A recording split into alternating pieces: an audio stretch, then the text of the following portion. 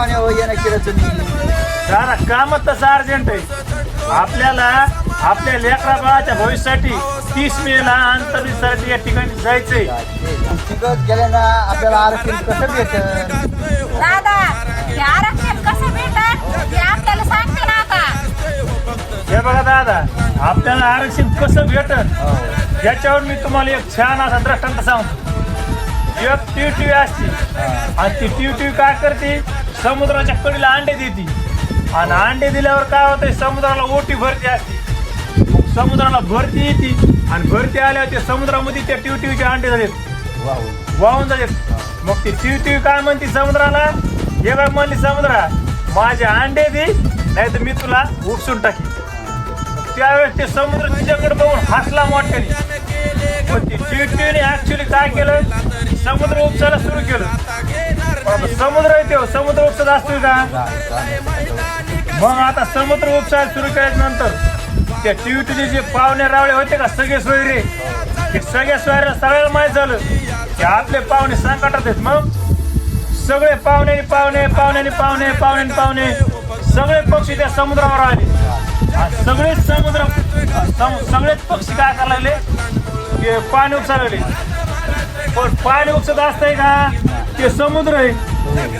पण काय झालं, पक्षाचा राजा कोण आहे, गरुड आहे. आणि गरुड हे विष्णूचं वाहन आहे.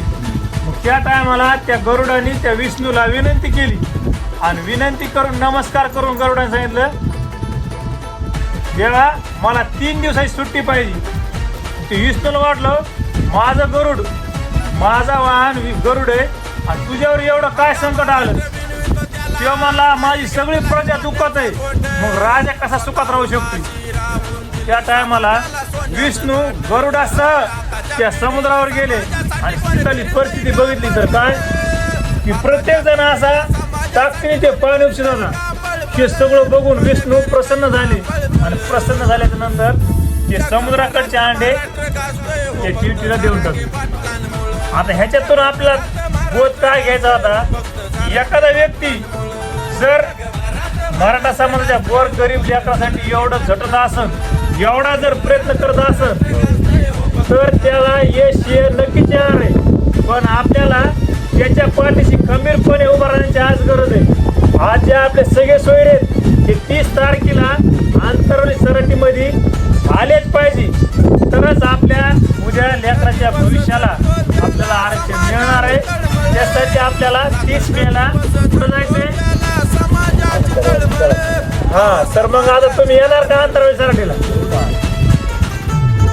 भारत महाराष्ट्र गाजतोय हो फक्त जारांगे पाटलांमुळे, जगभरात महाराष्ट्र गाजतोय हो फक्त जारांगे पाटलांमुळे.